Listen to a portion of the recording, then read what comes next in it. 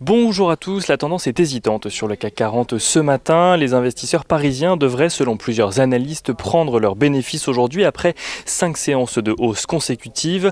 L'incertitude vis-à-vis des présidentielles américaines est aussi toujours présente, alors que l'écart reste mince entre Joe Biden et Donald Trump dans plusieurs États clés. Joe Biden qui conserve tout de même une légère avance pour le moment. Selon les dernières projections, le candidat démocrate serait assuré de 253 grands électeurs, sans compter l'Arizona où son avance se réduit contre 217 pour Donald Trump en comptant l'Alaska. Au-delà de l'élection présidentielle où le Sénat semble d'ailleurs bien parti pour obtenir une majorité républicaine, les investisseurs ont pu prendre connaissance hier soir du dernier compte-rendu de politique monétaire de la Fed. Celui-ci fait état d'une volonté de laisser sa politique monétaire inchangée pour le moment, même si Jérôme Powell a assuré qu'il ferait le nécessaire pour soutenir la reprise de l'économie en proie aux retombées économiques justement de la pandémie.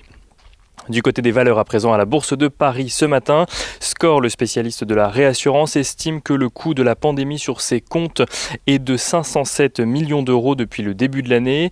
507 millions d'euros divisés en 256 millions en assurance dommages et 251 millions en assurance vie. Natixis voit de son côté son résultat net chuter de 91% au troisième trimestre. La banque annonce par ailleurs vouloir se désengager de sa filiale de gestion H2O dont elle détient 50,01% du capital.